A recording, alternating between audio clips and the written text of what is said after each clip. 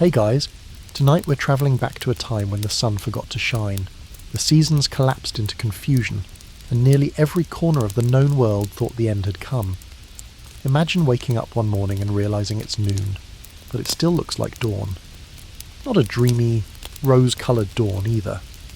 More like the flickering light of a dying candle, filtered through thick smoke. And no, you're not in a post-apocalyptic movie set. You're in the year 536 AD. Welcome to what many historians call the worst year to be alive.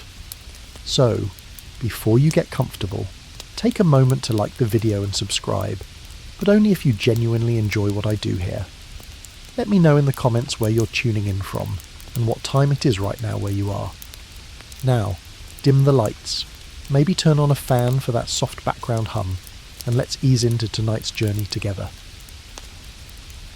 You don't know it yet, but you've woken up in a world that's just been blindsided by one of the biggest natural disasters in recorded history. You step outside your hut, or villa, or cave, or tenement, depending where in the world you are, and the air is wrong. The sky's not blue. It's not even grey. It's brown, smoky, dull, thick. You squint up and can't find the sun. Just a vague orange smear, like a dying ember behind layers of ash. Birds aren't singing. Animals are skittish. Even the insects are off their rhythm. And the air smells like burnt stone and something sharp and chemical. You rub your eyes, but nothing clears. The light isn't coming back. Over in Constantinople, the court of Emperor Justinian is already in a panic. You hear whispers that the sun hasn't shone properly in months. People say the day is as dark as twilight. Even midday shadows vanish. Crops aren't growing. The markets are weirdly quiet. Bread is scarce. But worse than the silence is the mood. There's this low, rumbling anxiety everywhere you go, like the world is holding its breath. And then it gets colder. Way colder. But more on that in a bit. Right now, you wander your town or village or field, confused. There's no explanation. No divine thunderbolts. No angelic messengers. No imperial decree that says, "Hey, so the sun's broken. Hang tight." All you get is this strange, endless dusk, and people making increasingly weird guesses. In some places, they think it's sin. In others, it's sorcery. A few smart folks suggest maybe a mountain exploded somewhere, but no one's sure which one or how that works. Spoiler, they're onto something. Meanwhile, the panic spreads faster than actual information. Farmers leave their fields. Sailors hug the coast, afraid of getting lost in an unlit ocean. Time itself feels like it's unspooling. No sunrise, no sunset, just the same eerie dimness, day after day. Try lighting a candle and reading by it for 6 months. That's your new daily rhythm. And food, forget it. Without proper sunlight, the barley doesn't ripen. The figs drop early. The olives are bitter and small. Animals start dying too, not from disease but from hunger and cold. You start hearing about children not waking up. Not in a tragic, how could this happen way. More like, of course they didn't. That's what people are saying now. Of course. Sevens. Some of the worst records come from Syriac chroniclers who describe a year without joy. A whole calendar, gone dull and heavy. Even weddings and births are subdued. No one can summon the energy to celebrate. One bishop writes that the sun gave forth its light without brightness, like the moon during an eclipse. And let's not even talk about the animals. Well, okay, let's imagine cows giving birth to stillborn calves, then just lying down and refusing to move. Chickens laying eggs with soft shells. Bees, yes, even the bees, getting lost in the dark and never returning to their hives. And still, no answers. One weird little footnote? In parts of Europe, people start grinding tree bark into powder and mixing it with whatever flour they can scrape together. Tree bark bread. It's exactly as delicious as it sounds. Maybe worse. Still, you keep going. You light your lamp and wait for the sun. And wait. And wait. Eventually, you forget what bright blue looks like. You start dreaming in sepia tones. If you're a kid born that year, you might never remember seeing your own shadow. Historians still argue whether the darkness began in late 535 or early 536, but the consensus is clear. By mid-536, the whole northern hemisphere is trapped under a grim, veiled sky. And it stays that way for 18 months. Imagine nearly 2 years without proper daylight. It's enough to bend time, break empires, and send entire cultures into spiritual crisis. You meet an old traveller who says the same thing is happening far to the east. Persia, India, even parts of China. And that's when it really hits you. This isn't local. This is global. Something has broken the sky. And you're just trying to survive in it. You wake again, wrapped in furs even though it's supposed to be spring. The hearth burned out sometime in the night, and your breath clouds in the air like fog. You pull your cloak tighter and step outside, hoping this morning will be different. It isn't. Still that same sickly, grey-brown sky. Still no sun. Still that bitter chill that shouldn't be here. Not in April. And now, the wind has a bite to it. The kind of sharp, bone-dry cold you'd expect in January. Except, it isn't January. It's nearly summer, and yet snow dusts the ground like someone spilled flour over the earth. You walk past a vineyard. The vines are stunted. You can almost hear them shivering. The wheat fields are a disaster, green stalks yellowing too early, barely knee-high. Farmers shake their heads, digging into hard, frost-bitten soil, hoping for something, anything. Spoiler. They won't find much. In the Alps, snow falls in August.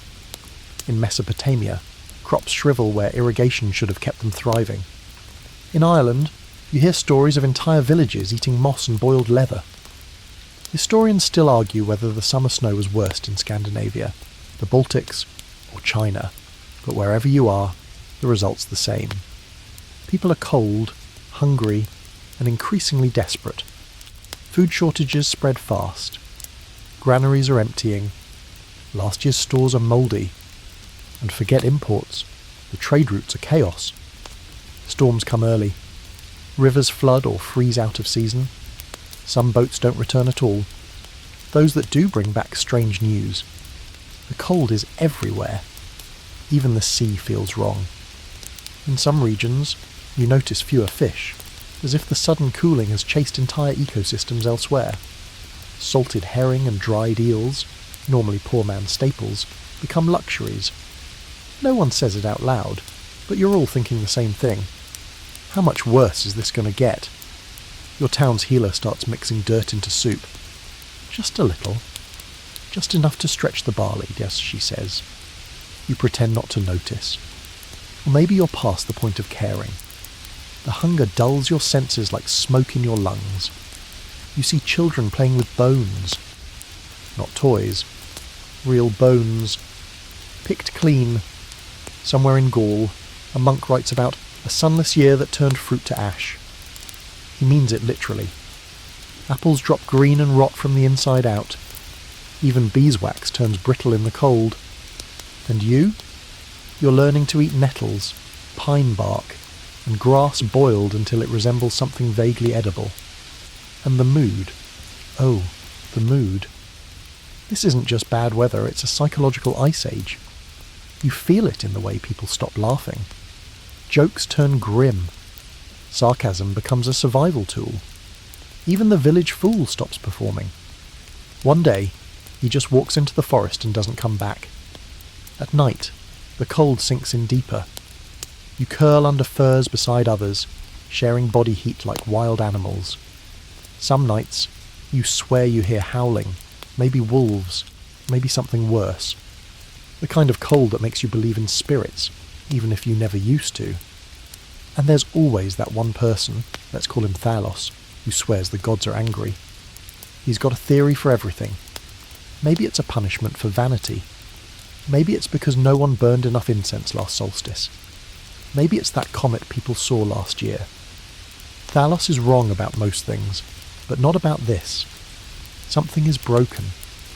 You travel to the market, hoping to trade a worn-out goatskin for grain. The vendor just laughs. He doesn't have grain. He's looking for it too. What he does have is a single dried apple. It's blackened and leathery, but you eye it like it's treasure. You trade your boots for it. Thalos approves. He's barefoot too. Then come the migration waves. Whole families abandon their lands, looking for better weather that doesn't exist. Bands of hungry strangers cross into foreign territories, begging or taking what they can. Old borders blur. Old grudges resurface. Even your sleepy village gets tense. Who belongs? Who doesn't? There's a rumour that the cold came from the north, that some mountain exploded and blocked out the sun. But no one can name the mountain. Some say Iceland. Others whisper of a volcano near the Arctic Circle. The irony? Modern science is still chasing that same question. Meanwhile, back in your freezing world, the calendar keeps lying to you. It says July, but your skin says November. You know better than to trust dates now. What's a season worth if it doesn't match reality? Even the animals don't know what to do. Sheep miscarry. Horses fall ill. Chickens lay misshapen eggs, or none at all. You see ravens circling, more than usual, and you wonder if they sense something deeper. Maybe they always have. You wake one morning to find the village well frozen solid. In June. That's not poetic. That's just terrifying. And just when you think you've adapted to this never-ending winter, it gets darker again. Not just metaphorically. Actual light fades further. People start saying prayers at midday, thinking it's sunset. You build a fire and stare into it for hours. Fire becomes your timekeeper. How long it takes to burn a log. That's your new hourglass. Forget sundials, they're relics now.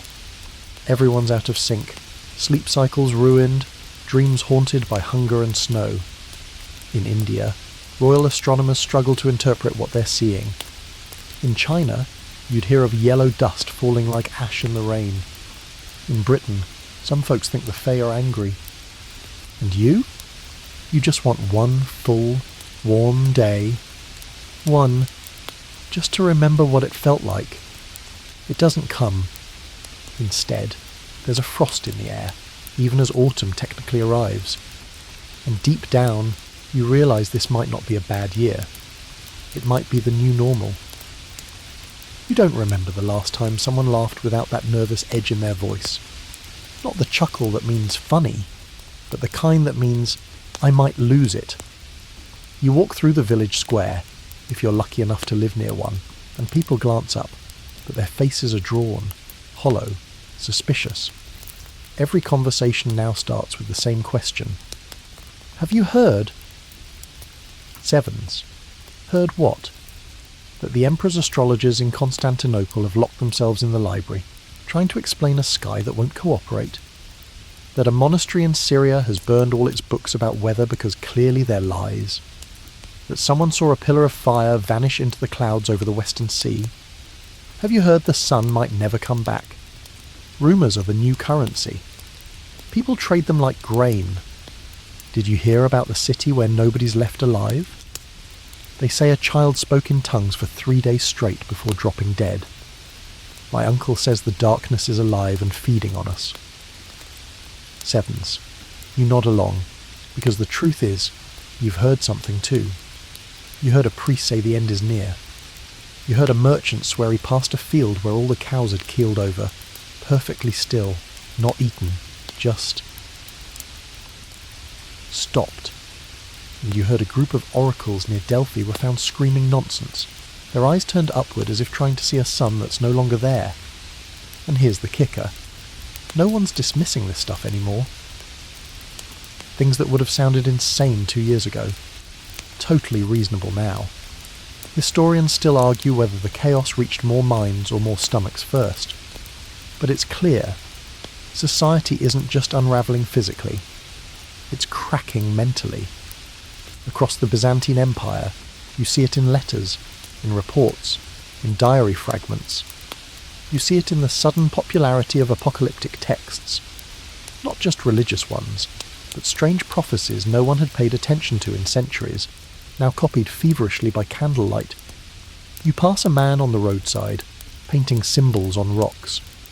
He mutters, "To keep the light alive." You don't stop him. You don't even question it.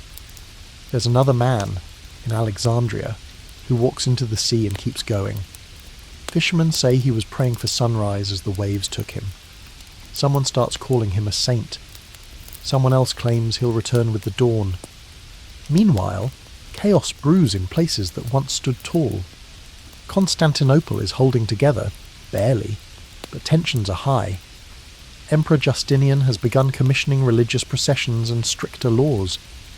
He thinks discipline will restore order. It won't. Not when people are convinced the heavens have cursed them. In Persia, the Sasanian court has begun tracking omens with obsessive detail. Stars, animal behaviour, the patterns of birds. One advisor reportedly begins drawing maps of how long shadows should be, just to compare with what they are now. A kind of anxious math. You do the same thing, don't you? Measuring time by what isn't happening. And in far-off China, scribes record the year as one of the coldest and most unnatural in memory. You hear about an emperor who stopped holding court outdoors because the air was offensive. He says the heavens are withholding their favour. That's how they put it in court language. Heaven has withdrawn its mandate. Sounds poetic until you realise it means we're screwed. Sevens. One quirky little tale that's making the rounds. In a Roman outpost, someone claims the local cat population has tripled. Like, tripled. Cats everywhere. Some say it's because rats are taking over granaries and the cats are just following the buffet. Others, they think the cats know something. You chuckle. Then remember you haven't eaten in 2 days and try not to think about whether a cat would share if it caught something. At night, the fear grows legs. Not just wolves and hunger, but demons, ghosts, banshees. In Iceland, or what will later be called Iceland, legends begin forming about spirits of frost, white figures that walk under the dark sky, freezing everything they touch. Totally made up? Sure. But it's funny how many people across different regions invent similar stories, isn't it? Historians still debate whether these myths were created after the fact or during the events themselves, but the effect is the same. People start seeing what they fear, and sometimes what they fear sees them back. One morning, you find a scroll nailed to a tree. It says, "Repent. The world ends not with fire, but cold." Underneath is a crude drawing of a cloaked figure eating the sun. You're not sure if it's art or prophecy or just someone losing their mind, but it gives you chills. You've begun keeping your own notes. Just quick entries. Today, a bird froze mid-flight and dropped. No sunrise again. 3rd week straight. Neighbours fighting over turnips. You don't know who you're writing for. Yourself, maybe. Or whoever survives. And there are survivors, somehow. Humans are weirdly good at not dying, even when everything points toward it. You see mothers cradling newborns in cold huts. You hear a shepherd in the hills singing. Someone bakes a flatbread from lichen and pretends it's cake. It's all absurd and it's all heroic. You spot kids drawing suns in the dirt, over and over, like they're trying to summon it. Maybe they are. But here's the thing. You can feel something else brewing. A shift not in the sky, but in people. Some are adapting. Some are turning wild. The boundary between human and animal behaviour is starting to blur. You step inside your home, wrap yourself in a worn cloak, and close your eyes, hoping, just hoping, that tomorrow might be brighter. Spoiler, it won't. You wake to the sound of coughing. Not yours, someone outside. Ragged, deep, like they're trying to scrape something out of their lungs. It echoes in the still morning air, bouncing off frozen walls. Another reminder that the cold isn't just killing crops, it's clawing its way inside people. 2. You step out into what might generously be called daylight. The sky is, once again, a dull sheet of slate, flat and indifferent. You squint, searching for some sign of the sun. Nothing. Just a tired glow that could pass for moonlight, if the moon had gotten lazy and stopped trying. You've been hearing new whispers. Maybe it wasn't just famine. Maybe it was fire, too. Not the kind you light to stay warm. The kind that rips the top off the world and spews ash into the stratosphere. You hear the name Iceland tossed around, though no one's quite sure what or where that is. Some say the smoke came from there. Others argue it was in the tropics, maybe Ilopango in Central America. A few even point fingers at Krakatoa. Historians still argue whether it was one volcano or several, but the result's the same. Something blew, and it wasn't small. You picture it, deep underground, pressure building for centuries. Then a shudder. Then a roar. A column of smoke and sulphur punching through the sky like a fist. The sun doesn't stand a chance. You imagine the blast from Iceland's volcano, the one modern researchers now think may have been part of the trigger. A massive eruption in 536, maybe again in 540, each one layering more ash, more aerosols, more nightmare fuel into the atmosphere. It's like the planet decided to reboot, without warning anyone first. The ash doesn't fall like snow. It's finer, grittier. You've seen it coat leaves, smear across water buckets, grind between your teeth. You've coughed it out and watched goats refuse to graze where it lies thick. It floats into lungs, into eyes, into dreams. The sun, what's left of it, turns red. A deep, angry, coppery red. And at night, the moon's no better. People say it's black, or bleeding, or both. Some say they saw it flicker. Not sparkle, flicker, like a dying lantern. One trader swears he saw 3 moons, layered atop each other like ghosts. You start to notice something. Plants are doing weird things. Some flower out of season. Others don't bloom at all. Forests are going silent. Fewer birds, fewer bugs. It's like nature hit pause, confused by a sky that won't follow the rules. In India, you hear of red snow falling in the mountains. Not just dusty or muddy. Red. Like blood, someone says. In China, scribes note yellow fog drifting across fields. In Rome, what's left of it, a senator writes that the sun's glow is as dim as the setting star, and people wonder if it will die completely. One quirky detail from a Byzantine source: the court had to light extra candles during midday hearings because it was too dark to read documents. Imagine passing laws by candlelight at noon. Back where you are, people have started drawing maps. Not of land, but of shadows. They compare them, measure them, panic when they get shorter. The darkness feels measurable now, like a tide that keeps rising no matter how many prayers you throw at it. And the effects ripple outward. Whole regions stop sending grain shipments. Trade collapses. Salt, once common, becomes gold. Horses die. With no horses, there's no cavalry. Without cavalry, some towns are left defenceless. Raiders see an opportunity. You find a village burned, not for conquest, but for warmth. Someone set fire to every wooden structure just to survive a cold snap. The fields are still untouched. But the homes? Gone. Even the chapel. You shake your head and move on, a little less surprised than you should be. You reach a monastery. They're trying to keep records. Bless them. The monks are cold, hungry, and confused, but still writing. They're the only ones still trying to figure it out. You read over their shoulders. God has hidden his face. The world groans beneath invisible fire. The heavens are silenced. 7s. Historians still argue whether the monks were recording meteorological data or just freaking out in elegant Latin, but you're grateful they kept the ink flowing. One of the brothers mentions the northern lights, says he saw them last night, dancing over the mountains.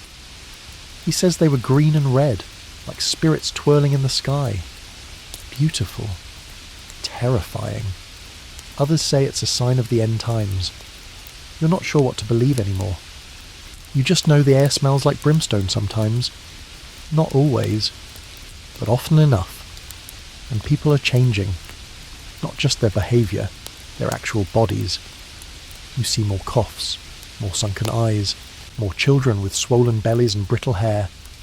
The cold and ash are working their way into your DNA. One weird moment you won't forget. A merchant shows up with crocodile dung in a jar. Swears it's a natural sunblock from ancient Egypt. Says it'll protect your skin when the sky returns to normal and scorches everything. No one buys it, but someone trades for the jar anyway, just to remember. You try to sleep that night, curled under 3 layers of fur, and dream of fire. Not destruction, warmth. Just a fire that stays lit and doesn't choke you with soot. You wake up with a sore throat, a cough, and the realization that winter isn't over. Not even close. And if you think the volcano was bad, wait until the plague shows up. You wake coughing again, but it's not from smoke this time. Your chest rattles, dry and sore, and you're not the only one. The village healer's hut is full, people lying on the straw mats, burning with fever or shaking like leaves in a storm. Something's going around. Something new. But first, let's talk about the sky. Yeah, still broken. At night, you glance up and see a moon that doesn't look right. It's rust-coloured, like dried blood, and dim. You can barely see the road by its light anymore. And then one night, you see something else. A halo. Not the fluffy, angelic kind. A ring around the moon, sharp, eerie, glowing red at the edges. Like the sky is cracked and the crack is glowing. It hangs there for hours. People come out of their homes just to stare at it. One man drops to his knees and starts sobbing. You've seen halos before, maybe ice halos, where the atmosphere refracts the light, but not like this. This isn't pretty. This is wrong. Historians still argue whether this was caused by volcanic aerosols scattering light in the upper atmosphere, or by something cosmic, like solar flares or cometary debris. Some scientists suspect a massive space weather event piggybacked on the volcanic mess, adding more weirdness to an already broken world. Others say nope, it was just ash and physics. You just know it gave you goosebumps. Back then, people didn't call it a halo. They called it a sign. Of what? Depends on who you ask. Some say war. Some say plague. Some say the end of days. Thalos, our local doomsayer, says it's the ring of death swallowing the moon. He really knows how to bring down the mood. And then comes the comet story. Someone swears they saw a burning streak across the night sky, so bright it lit up the ground. A fire snake, they call it. Others report dragons in the heavens. In China, imperial records describe stars that move against the sky, trailing tails. You'd call it a comet. They called it a celestial omen. Bad news either way. In Mesoamerica, this kind of skywriting would have been enough to shut down a kingdom. Back here, it's just one more item on the things we can't explain list. You keep hearing about omens. Birds falling mid-flight. Cows giving birth to 2-headed calves. One merchant claims that salt turned to powder in his hand. Salt. The thing that preserves everything.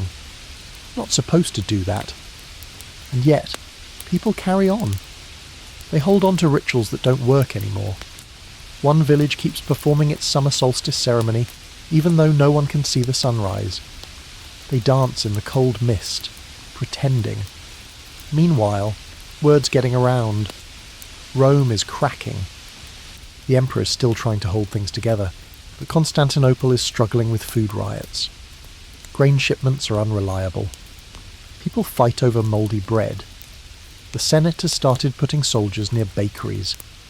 You meet a traveller from the east who talks about yellow dust settling over whole cities. Makes it hard to breathe. Makes people sick. And that's when it starts to click. This isn't just about cold and hunger. It's about disease, too. That tickle in your throat? It's spreading. Fast. The symptoms vary. Some people get fevers and recover. Others get boils under the arms. Or black patches on their skin. Or coughing fits so violent they burst blood vessels in the eyes. There's no pattern. Just fear. In Alexandria, they're calling it divine punishment. In Antioch, they say it's poisoned air. In your village, people start burning herbs in the streets. A desperate attempt to cleanse the sky. Here's a weird one. Someone says if you burn owl feathers and breathe the smoke, it keeps the sickness away. You try not to laugh. Then you find yourself searching for owl feathers. You hear the word plague whispered like a curse. You remember old tales of cities emptied by disease. You wonder if this is one of those times. Spoiler. It is. But tonight isn't about the plague yet. That storm's still gathering.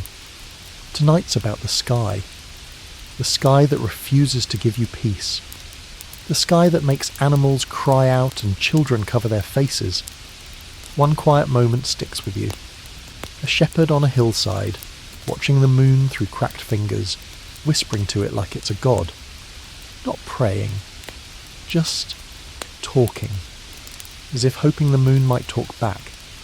You start to understand why people are turning weird. The rules are gone. The sky used to be reliable. Now it's a horror show. So why should sanity stay intact? One scholar in Constantinople begins writing that the heavens have become as a book rewritten by madness. You like that. It feels right. The sky used to tell stories. Now it's all scribble. And the colours.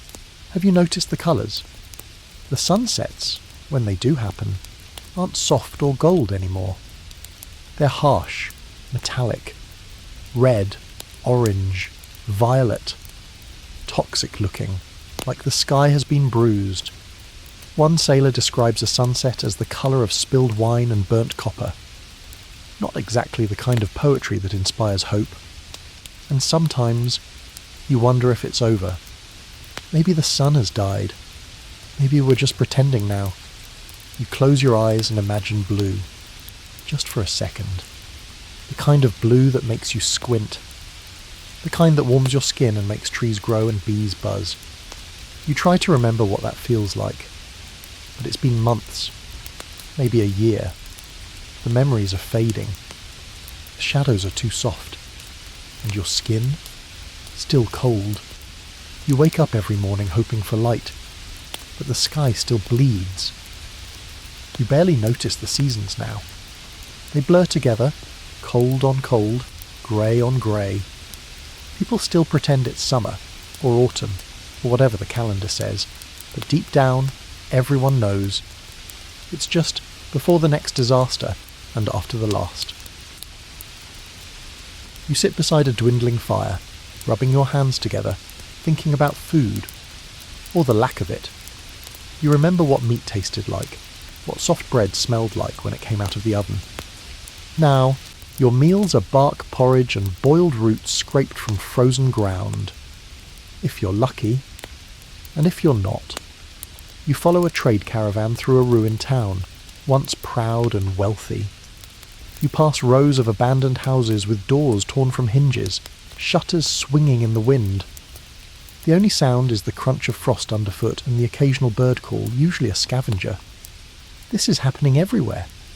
You meet a merchant from the east who tells you what's happening in Persia. Crops have failed across the plateau. Villages are empty. Even the cities are starting to starve. The mighty Sasanian Empire, Rome's old rival, is buckling, not from war, but from hunger. Historians still argue whether the famine struck first in the east or the west. But in 536, the timing barely matters. What's clear is that both Rome and Persia, once dominant empires, are now shadows of themselves, reeling from shortages that no tax or sword can fix.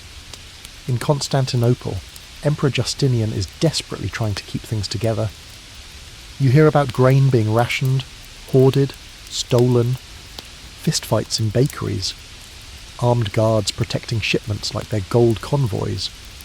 And it's not just Rome and Persia. News trickles in from Ireland, terrible harvests. From Britain, famine. Even from India, where Sanskrit texts begin describing a year without the expected monsoon. No rain, no crops, no balance. There's a grim pattern. When crops fail, cities break. When cities break, everything else follows. You remember hearing about Egypt once being the breadbasket of the Mediterranean. Now, the Nile isn't flooding the way it used to. Its waters are low, and the silt isn't reaching the delta. No silt means no fertility. No fertility means famine. You see farmers sacrificing animals to gods they'd forgotten, begging for rain or warmth or both. One quirky bit you overhear. Someone in Alexandria has started bottling seawater and selling it as divine essence to protect against hunger. People are so desperate they actually buy it. You see a man drink half a cup and swear he feels stronger. He's not. In the West, the old Roman roads are breaking down. No repairs, no workers, no funding. Bandits roam. You avoid the open highways now, unless you're willing to trade what little you have for the chance of safe passage. The towns you pass are walled, not just with stone, but with fear. Outsiders are unwelcome. Even travellers with goods are eyed with suspicion. Who has goods now, anyway? What is wealth when money can't buy bread? Salt becomes a currency again. You hear about a town that tried to mint new coins using pressed tree bark dipped in wax. They called it famine currency. It lasted a month before people started eating the coins. You reach a city on the edge of the Eastern Empire and witness something surreal. An auction of heirlooms for mouldy sacks of grain. Silver goblets, embroidered robes, religious icons, all exchanged for spoiled wheat. The kind you'd throw away in better times. But now it's life. In the chaos, new leaders emerge. Not kings or generals. Hoarders, grain barons, people who managed to stash food early and now rule like petty gods. You try to avoid them. You know what happens when power isn't checked by anything but hunger. And the people? They're shrinking. Literally. You see it in sunken cheeks, thin arms, oversized clothes, growth stunted, infants dying. Even the strong walk slower now, conserving energy like wounded animals. You hear about a mountain town that survived by eating pine bark mixed with clay. Sounds impossible. Then you remember you've already eaten worse. And yet, in all this, you find strange signs of stubbornness. Some still plant, year after year, hoping the sky will change. Some still pray. Some still write poetry. In Constantinople, a half-starved student writes verses about the sun returning. He hides them in clay pots and buries them in the garden, just in case. Just in case there's a future that might care. Historians debate whether this was when the idea of empire began to feel fake, when the weight of banners and boundaries finally collapsed under hunger. But to you, empire was never the point. Survival was... You pass a burned-out granary one day. Inside is a scorched mural. A fat god holding a sickle, surrounded by overflowing wheat. Someone has scratched a single word into the plaster. Liar. At night, you huddle near a broken wall with others. No fire, too risky. Just shared body heat and whispered stories. Someone remembers a recipe for honey cakes. You all pretend you can smell them baking. Someone else remembers the sea, warm and blue. Someone says they've never seen the sea. You all go quiet. And through it all, there's this feeling. A pressure. Like the world is changing, and you're being dragged with it whether you like it or not. Like something massive shifted beneath your feet. And everything that used to feel solid, government, weather, time, is now soup. You wonder if the world is dying. Not just people. The world. And if that's true, what happens to you? The first time you hear someone say the word plague, it's whispered. Almost a joke. Some merchant with a cart full of rotting garlic mutters it like a curse under his breath. Just wait till the plague shows up. You laugh, dry and tired. You think, it can't get worse than this. Then the rats arrive. You don't even notice them at first. One or two here and there, darting across alleys, slipping through cracks. But they grow bolder, thicker. You see them in markets, in storage rooms, in temples. People start keeping cats, dozens of them. But it doesn't help. The rats just keep coming, like they know something you don't. Soon, the fever follows. It starts in the south, Egypt, maybe. Alexandria goes quiet. Then it rides the trade routes, hitching rides with merchants, sailors, pilgrims.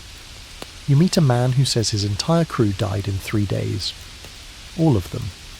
Just dropped like stones. You ask what they had. He says, black lumps. Under their arms. He coughs twice and hurries off. Within weeks, the cities start to change. Not slowly. Not in the polite, slow collapse way you're used to. But fast. Fast. Like someone yanked the plug out of the bath and everything is draining too quickly. People collapse in the streets. They swell up, burn with fever, burst out in sores, dark, ugly ones. Some go blind. Others choke on their own breath. The death comes fast. Sometimes hours. Sometimes a few days. Always ugly. You think you've seen death before. Famine death is quiet. Thin. It whispers. But plague death screams. In Constantinople, you hear it's reached the palace itself. Even Justinian, the emperor, gets sick. He survives. But thousands don't. Tens of thousands. Maybe hundreds. Historians still argue whether it killed a third or half the population of the city. But really, who's counting anymore? The streets are littered with bodies. At first, they try to bury them properly. But that doesn't last. Soon it's mass graves, then pits, then rivers. You see smoke rising day and night from funeral pyres. The air begins to smell wrong again, not volcanic this time, but sweet and foul.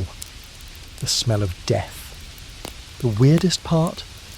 The silence afterward. For all the noise, the wailing, the prayers, the coughing, the cities go quiet. So many gone so quickly, it's like the soul of the place just evaporates.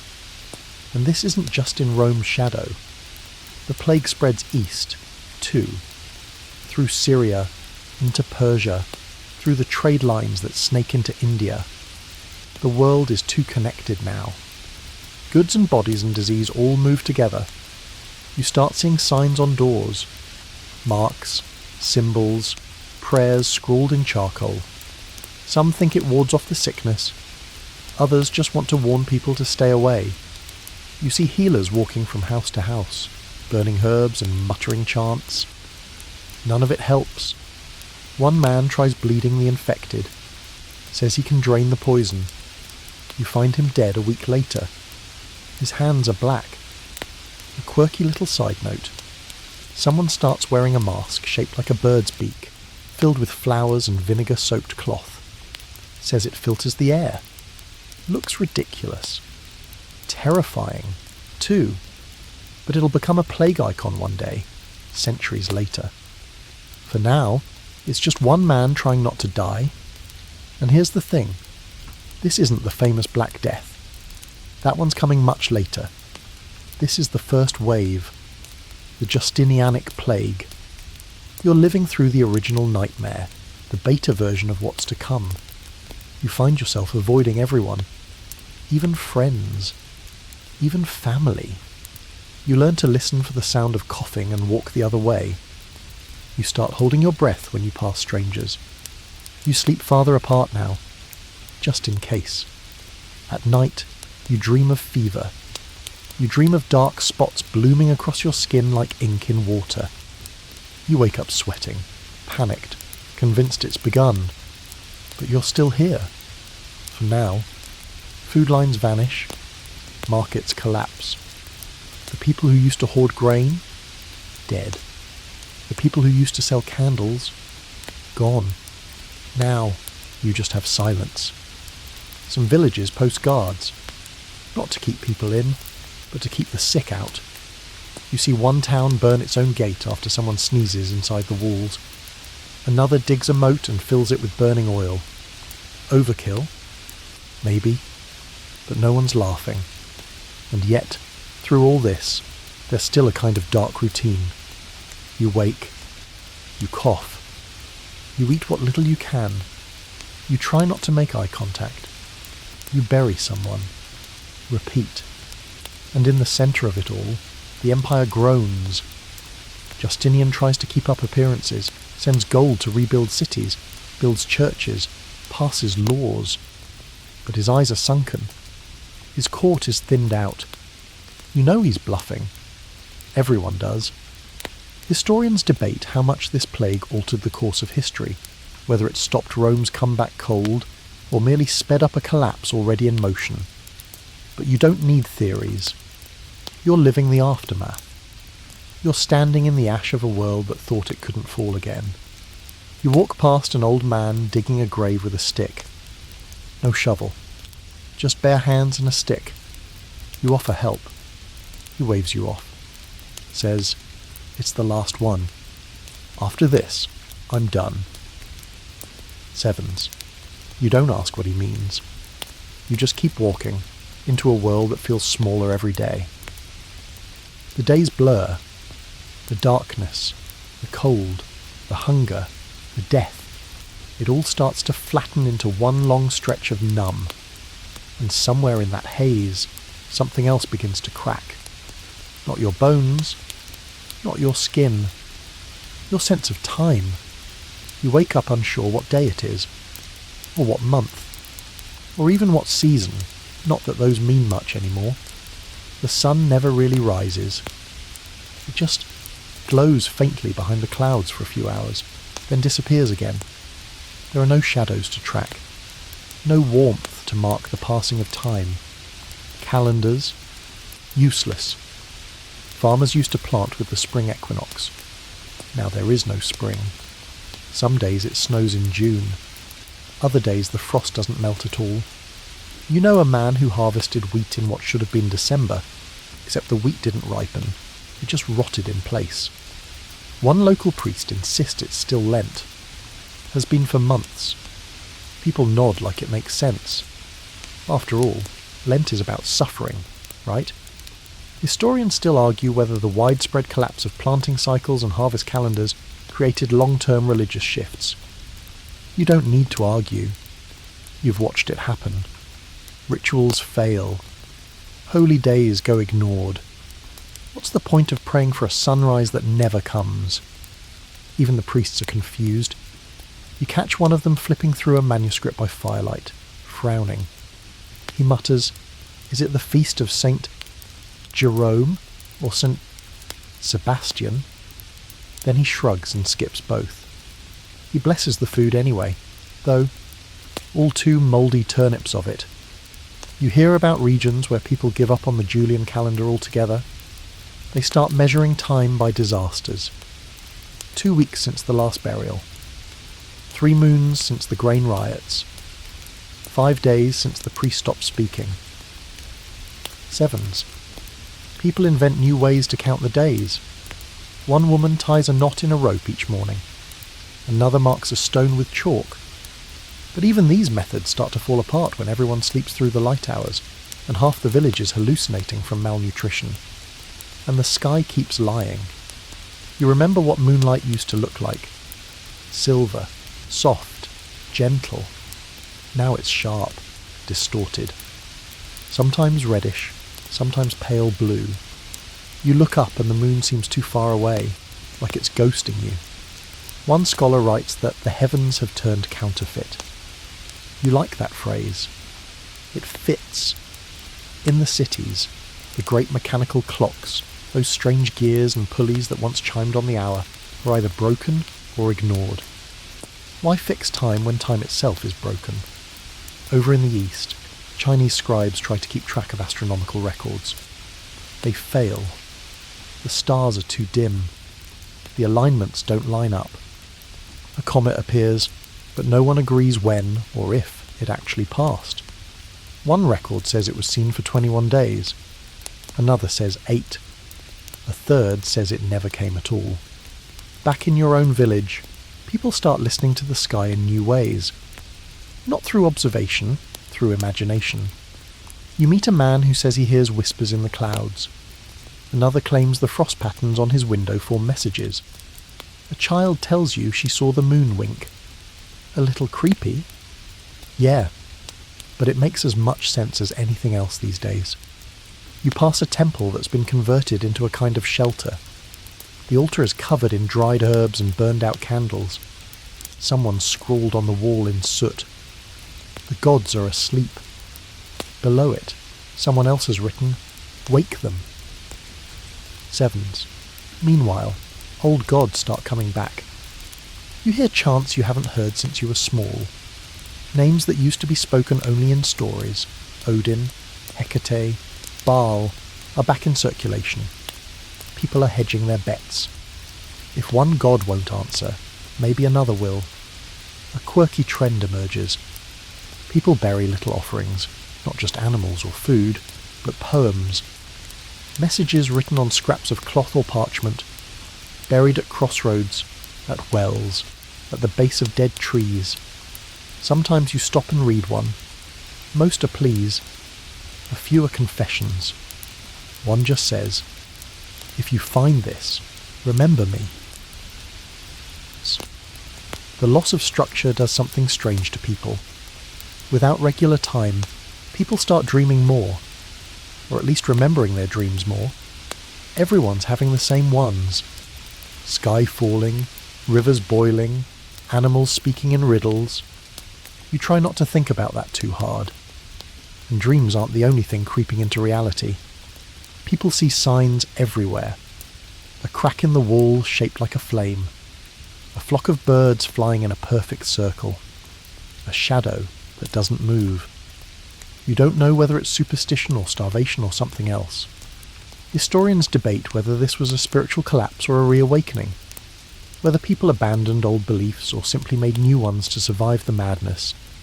You watch as rituals change, some disappear, others mutate. A solstice festival becomes a quiet prayer in the dark. A harvest feast becomes a memorial. You catch a man marking time by music. He hums the same tune each day, over and over, like an anchor. He says it keeps the days from slipping away. You hum it too, later. Just in case. You stop trusting the old markers. The first frost, the first bloom, the longest day, none of them happen on schedule anymore. If at all. The world's rhythm is gone, and you're just floating in its silence. You start marking time by things that still happen. The shape of your breath in the cold, the ache in your stomach, the way the frost creeps across the window in different patterns. You look for meaning in small things now, and once in a while, you still catch yourself counting. Not days, not weeks, just how long since the sky felt normal. You sit outside one morning, if morning even means anything anymore, and listen. Not for birds or bells, not for merchants shouting or roosters crowing. No, what you're listening for is people, what they're saying, what they're murmuring under their breath when they think no one's around. Because lately, it's been getting strange. You catch snippets. The frogs are judging us. The wind carries voices. Don't trust shadows. 7s. You used to laugh at this stuff. Now you're not so sure. The line between sanity and survival is getting thin. In a monastery near Antioch, A scribe has started cataloguing these rumours. He's made a whole scroll titled Voices of the People, a kind of medieval Twitter thread, but more desperate. You glance at his notes. They're full of contradictions, hysteria, hope, dread. The moon is hollow and cursed. 7s. My neighbour saw his dead wife in the mirror. 7s. A child born with black eyes now speaks in riddles. 7s. The sun has turned its back on mankind. 7s. You raise an eyebrow at that last one. Then remember, you haven't seen your own shadow in weeks. It's hard to argue. The mood? Let's call it apocalyptic mood swings. People aren't just scared anymore, they're spiralling. One day it's sobbing in the streets, the next it's spontaneous dancing. Someone claims a goat spoke Latin. Another insists she gave birth to a stone. A man fasts for 3 weeks, says he hears angels, then tries to fly off a church roof. He breaks both legs. Still says it was worth it. Historians still argue whether this flood of madness was mass trauma, mass psychosis, or a kind of cultural pressure valve. You don't care what they call it. You're living in it. You pass a town where all the church bells have been taken down. Not stolen, removed. The locals said the ringing made the sickness worse. Now they just use drums. A deep, thudding pulse that feels more like a heartbeat than a call to prayer. In another town, everyone's gone barefoot. Why? Because they believe the earth is sick, and shoes insult it. You step gingerly through the mud, trying not to look disrespectful. A wandering preacher passes through with wild hair and no coat. He doesn't speak at first, just walks in a circle for hours. Then he finally shouts, "The end already happened. We just haven't accepted it." Then he leaves. Just like that. You hear children playing a game, something like tag, but darker. One is the sun, and the rest try to escape the cold. They chant, catch the light, or you'll sleep forever. Charming. You start seeing walls covered in chalk drawings. Stars, eyes, spirals. One reads, "We are inside the belly of a dead god." Another says, "Wake up the fire." You don't know who's drawing these, but the handwriting looks familiar. You wonder if it's someone you know. You wonder if it's you. And the dreams. We have to talk about the dreams. Everyone's having them. Vivid. Loud. You dream of cities made of glass cracking under ice. Of mountains smoking and splitting. Of endless staircases that lead nowhere. You hear your own name whispered by voices you've never heard. Even Thalos, the doomsayer, looks shaken. He says he dreamed of the world ending in silence. Not fire. Not floods. Just everyone forgetting everything. As if we'd never existed. There's a strange comfort in the madness, though. You realise people need stories, even crazy ones. When the world stops making sense, the imagination takes over, because the alternative is too blank, too quiet. One quirky belief you hear spreading, the idea that the sun is actually still there, but it's ashamed. People talk about trying to coax it back with gifts. Shiny metal left on rooftops. Fires lit in perfect circles. One person plays the flute to the sky every night. Badly, but with conviction. You pass a girl who's making a sun out of clay. She holds it up and whispers, "This is what I remember." You believe her. In some places, the local rulers try to clamp down on the hysteria. Edicts against sky worship or false prophecies. But the punishments don't stick. You can't jail grief. You can't arrest dreams. And you can't stop people from looking for someone to blame. Witches. Heretics. Foreigners. Even scholars. People start pointing fingers. You see a book burned just because it had diagrams of the stars. Someone claims the plague came from too much reading. You close your journal and hide it under your cloak. One village bans mirrors. Another bans singing. Another bans anything red. You ask why. The elders just shrug and say, "We're being cautious." Sevens. Some try to bargain. They build altars from stone, or bone, or mud. One group sacrifices all their goats in a single night. Another tosses a perfectly good cart into a river. A gift to the spirits of water, they say. It floats away, a sad little tribute to sanity. Historians say this was a turning point, not in politics or economics, but in the human mind. A spiritual rupture. A psychological collapse. A world that cracked inward as much as outward. You don't disagree. But you also see something else. You see resilience in the madness. A kind of creativity. A refusal to lie down and fade. Sure, people are losing it. But they're also adapting. Making meaning out of ruin. Building stories from the ash. And weirdly, that's comforting. You find yourself starting to believe in small rituals. A whispered phrase before sleep. A specific order to lay out your clothes. Not because it changes anything, just because it feels like something. You hum to yourself.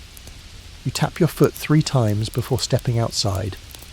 You leave a stone at the edge of the river every week. You never used to do any of this. But now, it's your way of staying you, even if the frogs are judging you. You walk a path that used to be a road, cobbled, once. Now it's mud and broken stones, overgrown at the edges, as if the forest decided to take it back. You're not alone. People are moving again. Not in the usual way, not for trade or adventure. These are migrations. Drifting, desperate, quiet. You see whole families walking with carts full of nothing. Blankets, rusty pots, maybe a goat. Some don't even have shoes. They're headed anywhere. Not somewhere better, just somewhere else. Anywhere but here. And then you see them. The scavengers. They're not soldiers. Not bandits, exactly. Just people who've run out of other options. You spot a group picking through the ruins of an old farmstead. They're not stealing. There's no one left to steal from. They're foraging through the bones of civilization. Tools, nails, spoiled grain, even thatched roofing pulled down to make cloaks. You realise these people have invented a new profession. Salvage survivalist. You pass another group, rough-looking, armed with sticks and rusted blades. They move like a wolf pack, eyes scanning. You make yourself small, quiet. They don't even notice you. Or maybe they do, and you're not worth the effort. This is your world now. Post-apocalyptic, 6th century edition.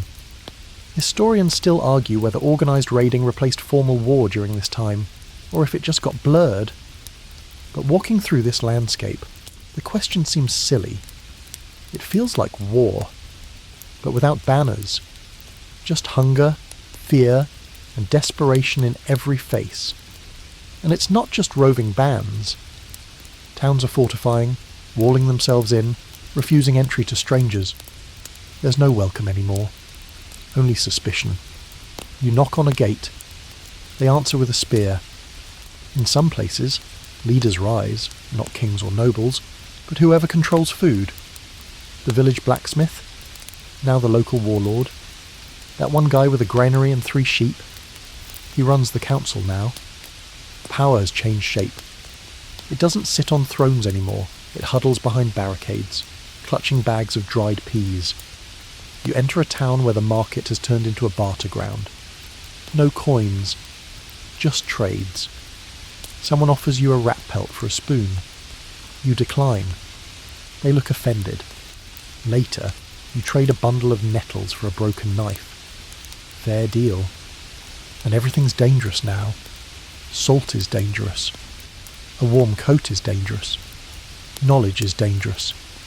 Anything valuable draws eyes. You learn to walk like you have nothing. To cough convincingly. To blend in. You pass a burned wagon on the road. Nothing left but ash and bones. No one talks about it. There's talk of cannibalism. No one says it outright. But there are rumours. A town where visitors vanish. A stew that tastes different. A man who smiles too much and never eats with others. You try not to think about it. You skip that village entirely. One quirky thing you find.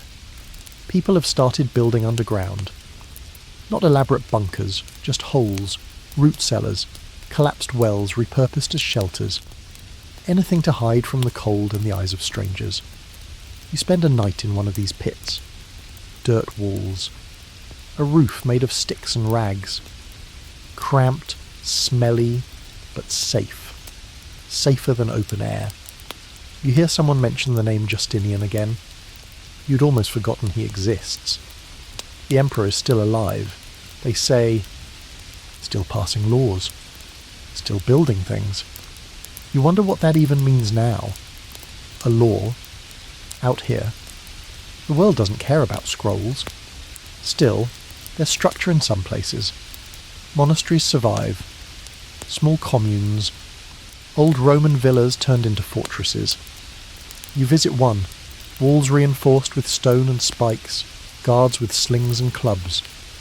They've got goats. Dried apples. Even a working well. The man who runs it quotes scripture and hands out hard bread. It's paradise. Until the sickness comes. Then they shut the gates. You're left outside. Again. This is survival now. Not about cleverness. Not even strength. Just timing. Luck. Being there at the right moment. Or not being there when everything falls apart. You learn things you never thought you'd need. How to find dry moss under snow. How to sharpen bone into a needle. How to cook lichen. How to fake a limp so raiders leave you alone. You also learn how to walk without drawing attention. How to look harmless. How to disappear. One day, you see a man with coins sewn into his tunic. Old Roman gold. He's dead. No one even bothered to rob him. You leave the coins where they are. They're worthless now, but heavy. You meet a group of travellers, 10, maybe 12, moving quietly. They share stale bread and bitter tea made from boiled bark. One woman tells jokes. Actual jokes. You laugh until your stomach hurts. For a moment, you remember what it felt like to be human. Then she tells you her brother froze last month while looking for firewood. You fall asleep that night staring at the stars. Yes, the stars, finally peeking through the gloom. It's the first time in weeks you can see them. You feel small, insignificant, but also part of something. You wonder if someone else is doing the same thing, somewhere far away, looking at the same stars, wondering if it's getting better, or worse. Historians call this period the Late Antique Little Ice Age. A mouthful. You call it something simpler. Surviving the dark. And tomorrow, you walk again. Not to escape, not to arrive, just to keep going. Because stopping might mean becoming one of those rumours. You wake up to silence, not peace, not calm, but the kind of silence that makes your skin crawl. No bees, no birds, not even the faint buzz of flies. It's like the air forgot how to vibrate. You walk to a grove where wildflowers used to grow. It's barren now, not just from frost or drought, though those haven't helped, but because nothing's pollinating. You bend down to inspect a pale blossom, its petals shriveled and dry. You wait for a bee to bumble in. None comes. Once, bees were everywhere. Buzzing in fields, around wells, near your ears when you tried to nap in the grass. Annoying, sure, but necessary. Honey, wax, pollination. They held the invisible threads that kept food growing. Now, you can walk a full day and not hear a single hum. You meet a farmer who says his apple trees blossomed, but bore no fruit. The wind doesn't carry the right ghosts anymore, he mutters. You nod like that makes sense. Because somehow, it does. Historians still argue whether there was a true pollinator collapse in the 530s, or if it was just part of the broader agricultural breakdown. Either way, things that should be thriving aren't. Beehives are empty. Wasp nests abandoned. Even butterflies are rare now. Nature feels unbalanced, like it's working with the wrong tools. And the honey? You remember it. Thick, golden, a rare luxury even before things got bad. Now, forget it. What's left is hoarded, guarded, or diluted into strange medicinal pastes. You hear someone tried making fake honey from boiled roots and pine resin. It tastes like regret. In the East, monks complain that their bees are acting strange, agitated, disoriented, flying in circles. One monastery tries to build miniature greenhouses to keep plants alive without bugs. It doesn't work. You see the remains. Cracked glass, wilted leaves, a single dead bee glued to the sill. Meanwhile, you hear rumours from the Nile.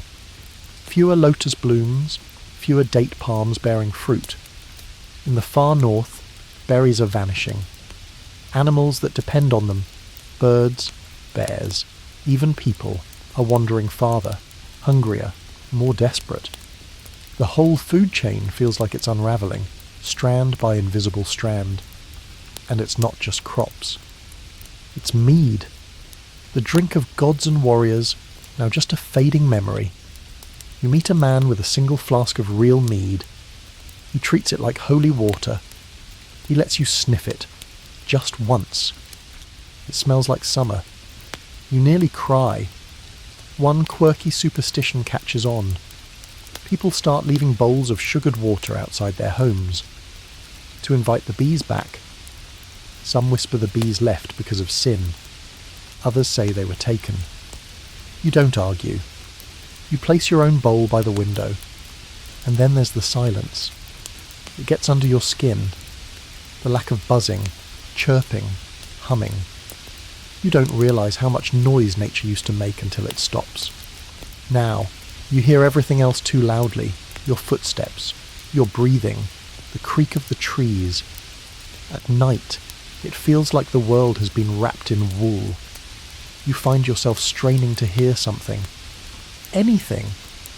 A buzz, a flap, a rustle. Nothing. Even the crickets are gone. You remember stories from your childhood about birds singing the sun awake, bees dancing to show each other where the flowers bloom. Now, those stories feel like lies. Or maybe just relics of a better world. In Constantinople, herbalists try cross-pollinating by hand. They use feathers, paintbrushes, fingertips. It's tedious. It mostly fails. You hear about one nobleman who paid a dozen children to pretend to be bees. They ran through a garden, flapping their arms and shouting "Tss." You laugh when you hear it. Then you stop, realising how desperate things have gotten. Historians point out that by the mid-6th century, written references to bees drop sharply in several regions. Coincidence? Maybe. But it lines up a little too neatly with the other collapses: crops, culture, confidence. In some texts, bees become metaphors for lost order. One poet writes, "The bees no longer guide us. Their golden maps are gone." You don't quite know what that means, but it sticks with you.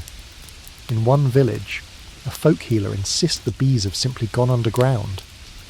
Not metaphorically, literally. She claims they've burrowed into the earth to wait out the darkness. She sells bee stones. She digs up near tree roots, shiny, warm-coloured pebbles. You buy one. Why not? You keep it in your pocket. Some nights, when everything's too quiet, you hold it, just to feel something. And that's when you notice something even stranger. The silence makes people quieter, too. You start speaking in whispers. You walk softer. Conversations become more hushed, like everyone's afraid to disturb something fragile. You can hear people's thoughts in their breathing. You can tell who's scared, who's sick, who's given up, just by how they move. You realise we mimic the world around us. When the air was loud and bright, we were loud and bright. Now that it's dim and still, so are we. You leave a village one morning and see a child crouching beside a flower, holding a tiny paper bee on a stick. She hums softly, waving it back and forth. You ask her what she's doing. She says, calling them home. Sevens. You walk on. You don't look back. But that night, when you set up camp, you leave a bit of old honey bread on a rock, just in case. You wake to another grey morning, but there's something different in the air. Not better, just still. Like even the wind has run out of energy. The kind of quiet that makes you feel like the world's holding its breath. You wander past the crumbled remains of a village. Roofs caved in, gardens turned to dirt. Smoke rises from one chimney, but you don't hear voices. Just the occasional cough. You've learned not to knock on doors anymore. Not unless you want to be met with silence, or a blade. Instead, you find a dry place under what used to be a stable and settle in. A few others are already there, some old, some younger. A small fire smoulders between them. No one speaks at first. They just look at you, then go back to staring into the embers. And then, without warning, someone starts telling a story. Not a historical one. Not news. A myth. A tale of a sun god who got tired of humans and retreated into a cave. The sky dimmed, the crops failed, and only when a child sacrificed a silver hairpin did the sun return. You recognise the story. You heard it as a child, told in a different way. A different god. A different cave. But the bones are the same. Another person chimes in, this one with a tale about dragons in the sky, fighting so hard that ash rained down for a year. That's what blocked the sun, he says, eyes gleaming. The dragons smoke. Sevens. A woman adds one about a sleeping giant underground. Says he's restless. That every tremor, every eruption, every blackened sky is just him rolling over. It should be nonsense. But you listen. Because somehow, these stories make more sense than any of the priests or scribes or emperors ever did. Historians still argue whether mythology served as comfort, control, or coded memory during the climate chaos of 536. But in this moment, huddled by the fire, you see what it really is. A survival tool. A way to bend fear into shape. You stay quiet and just listen. You hear of a crow who stole the light and flew away. Of a queen who swallowed the sun to protect it. Of a river that once flowed backward when the moon lost its way. These aren't bedtime fables anymore. They're explanations. When the logic of the world collapses, stories fill in the gaps. And strangely, they soothe you. Later, someone asks if you have a story. You hesitate. Then tell one about a bear who slept through the end of the world and woke up in a green field. Alone, but alive. They nod. One man whispers, "Lucky bear." Sevens. The next day, you walk with the group. Not far, just over the hill. There's no plan, but moving together feels safer, more human. On the road, one of the elders says something you won't forget. Truth used to come from books. Now it comes from firelight. Sevens, he's not wrong. You visit a ruined chapel where someone has painted over the altar, not with saints, with images of birds, flames, trees, symbols of old stories, folk spirits, forest gods. Someone's mixing traditions now. Pagan and Christian. Myth and memory. A local healer gives you an herb bundle and says it's been blessed by the Storm Mother. You raise an eyebrow. She shrugs. She listens more than your bishop does. Fair. There's a shift happening. You can feel it. The old religious leaders still hold power in cities where cities still stand, but out here, in the woods, the ruins, the hunger, the people follow those who speak with stories. One night, you share a hut with a travelling teller. Not a priest, not a merchant, just a man with a satchel full of handwritten scraps, poems, legends, dreams.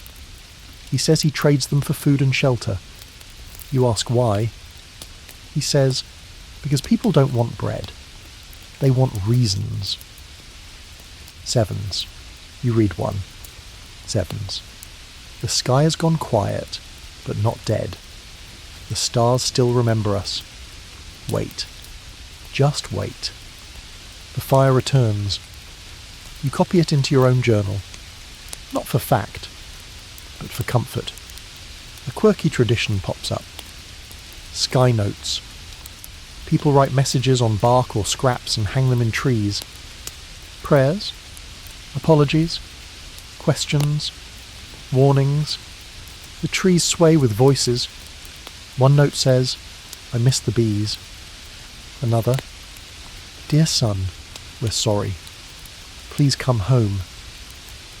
Sevens. You tie your own note to a branch. It says nothing. Just a drawing of a flame. And something else begins to grow. Not crops. Not empires. Something smaller, quieter. A mythology of survival. A belief that enduring itself is sacred. You hear someone say, we're the story now. Sevens. It sounds dramatic. But it's true. Because years from now, if there are still people, they won't remember dates or emperors. They'll remember the child with the paper sun. The man who played the flute to the clouds. The woman who walked barefoot through frost and lived. And the myths? They'll live too. Because when firewood runs out and rations are gone, what do you still have? Your voice. And your story. So you keep walking. And when you meet someone new, you tell them about the bear who woke up in the green field. And maybe, just maybe, that's enough to keep them going. You follow the road south now, toward a name whispered with reverence. Egypt. People say it's still fertile there, still warm, that the Nile continues to flood and the grain grows tall. You don't believe it, but you go anyway, because at this point, even hope can be traded for warmth. The desert air feels different. Not warm exactly, but less hostile. The sky remains dull, the colours muted, but the biting wind of the northern hills eases. For a moment, your bones remember what it's like not to shiver, and then you reach the Nile Delta, and something's wrong. The river is low, not dry, but thin, sickly, like a great vein that's lost pressure. The land around it should be green, bursting with life. Instead, it's patchy, browning. The papyrus wilts. The palms droop. You pass cracked canals, half-full reservoirs, thirsty fields. You watch a group of farmers knee-deep in the mud, dragging buckets of water by hand. Not from a canal, from a pit. One of them mutters, "The river has turned its back on us." You ask what he means. He just shrugs and keeps working. Egypt, once the empire's breadbasket, is starving too. You hear it everywhere. From grain merchants with empty carts. From priests in Luxor performing rituals to gods long buried in dust. Even from the bureaucrats, they mutter in tight, tired voices about irregular inundations and non-compliant seasonal patterns. That's just a fancy way of saying, the river's not doing its job. Historians still argue whether the Nile's behaviour in this decade was directly linked to the global cooling event. Some blame shifting monsoons. Others cite volcanic aerosols disrupting rainfall patterns in Ethiopia. You don't have charts or models. You just see the river failing, and people pretending it isn't. You enter a small temple off the river's edge. Inside, it's cooler. Dim. A scribe is there, bent over a record book. He's still charting the water height, still scratching glyphs into a long roll of parchment. You peek. There are more red marks than black, more warnings than blessings. He notices you and says, "We used to rely on the flood." Then, after a pause, Now we rely on rumour. 7s. You nod. Rumour's all you've had for a while now. The temple smells like oil and ash. There's a pile of offerings in the corner. Dried fruit, carved beetles, old coins. Someone's placed a crude figurine, half Christian, half Egyptian, arms raised, haloed by feathers. You ask who it's for. The girl nearby whispers, "Whoever listens." There's a new pattern here. Hybrid faiths. Christianity still rules the churches, but the old gods are sneaking back in through the cracks. Ra, Osiris, Isis. Names spoken under the breath. You see charms, ankhs drawn beside crosses, solar discs etched into door frames. No one wants to call it superstition, but no one calls it heresy either. One strange detail: people are painting their faces again. Not like the old pharaohs, but with ash. Grey stripes. Circles under the eyes. You ask why. A boy says it makes the sun think you're already dead, so it doesn't need to punish you. You don't laugh. You help harvest a small field with a group of villagers. The grain is stunted, pale, brittle. They collect every stalk, even the useless ones. Nothing is wasted now. The chaff is saved for fires. The roots boiled into bitter broth. Later, they offer you a piece of dried lotus root. It tastes like chalk, but you thank them anyway. You've learned to appreciate anything that doesn't taste like bark. That night, someone pulls out a harp. Cracked, dusty, but still playable. She sings in an old tongue. You don't know the words, but you recognize the feeling. The melody aches like longing. When she finishes, no one claps. They just sit there, eyes reflecting firelight, holding the silence like a prayer. And still, the Nile moves, slow, weak, but stubborn. A reminder that even when the world seems frozen, some things continue. You meet a fisherman who says he once caught 3 catfish in a single day. Now he's lucky to find one in a week. Still, he goes out every morning. He says, "The river won't listen if you don't show up." 7s. You think about that. Maybe the same applies to the sky. A priest tells you the pharaohs used to command the Nile with ceremony and math, that temples measured its rise and fall to the inch, that the calendar was born from this river. And now they use sticks and prayer. You visit an old Nilometer, a stone staircase carved into the riverbank, marked with measurements from centuries ago. You run your fingers along the grooves. This year's flood doesn't even reach the 3rd step. The top ones are dry, cracked, crumbling. And still, people climb those steps, every morning. Still hoping. Historians call this era one of transition. You call it people doing their best with broken tools. A quirky rumour makes the rounds. Someone claims to have seen a golden crocodile in the Nile. Said it glowed under the water. Some say it's a sign of the gods returning. Others say it's just a fish with a sunburn. Either way, everyone's talking about it. The Nile teaches you something no storm ever did. Not everything collapses in a roar. Some things just fade. Not with drama. With erosion. With silence. You leave Egypt with a heavy heart. Not because it's worse there. Honestly, it might be better. But because you see the hope cracking too. And when hope goes, what's left? Still, you fill your flask from the Nile. Just a little. Just in case the river remembers you.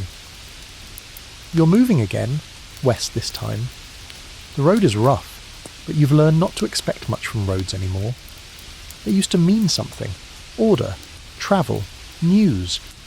Now they're just scar tissue on the landscape, reminders of what used to connect us. But you're not alone. No one travels alone now. You walk with a group. A widow from Carthage, 2 brothers from somewhere near Athens, a tanner who won't say where he's from. You don't ask. No one does. All that matters is where you're going, somewhere with food, or at least not death. You've started to see the pattern. It's not just cold. It's not just dark skies and dead bees and twisted crops. It's all of it. Dominoes falling in slow motion. Famine doesn't just starve bodies, it starves trust, law, order. One push, and everything slides. You pass a village wrapped in thorns. Literally. They've let the brambles grow thick around the edges, like a natural wall. You ask if they're afraid of raiders. One man says, "We're afraid of everyone." Sevens. Historians still argue whether climate change caused the collapse of societies, or just accelerated what was already falling. You're here, though. You see the sequence. The sky goes dark. The crops fail. People starve. People move. Migrations crash into each other. Cities strain. Wars ignite. It's not subtle. It's not metaphor. It's just gravity. You reach a ruined town in what used to be Illyria. The gate is broken. Inside, no one. Just bones and a broken loom. The wind whistles through half-burned rafters. Someone mutters, "Plague?" Someone else mutters, "Raiders?" You don't need to know. You just keep walking. You hear about new movements rising. Not kingdoms. Not empires. Clusters. Regions building their own rules, their own borders, their own stories. A city that refuses to let anyone under 30 inside. A fishing village that trades only in salt and furs. A highland community where every adult is armed, even the midwives. Each has a theory. Each has a plan. Most won't last the year. There's a river you can't cross because the bridge was burned in a dispute over barley. There's a hill you detour around because it's held by people who chant to fire and shoot arrows at strangers. You sleep under a cart with your knife tucked into your boot, just in case. And then come the revolts. You hear about one near Ravenna. The governor's granaries were full. He was holding out for a better price. People found out.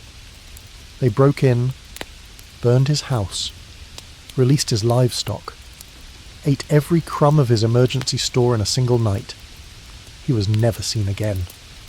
Another town overthrew its local bishop, not because of heresy, because he was still feasting while his parish starved. His cathedral now holds barley sacks and dead rats. Even the eastern provinces, once more stable, are cracking. In parts of Syria and Armenia, revolts turn into migrations. Whole groups packing up and moving into the mountains. No permission, no leaders. Just collective decision. We're done waiting. You start to notice strange alliances forming. Pagans praying alongside Christians. Former enemies travelling together. Merchants bartering with thieves. The rules are changing. Fast. You ask a monk what he thinks is happening.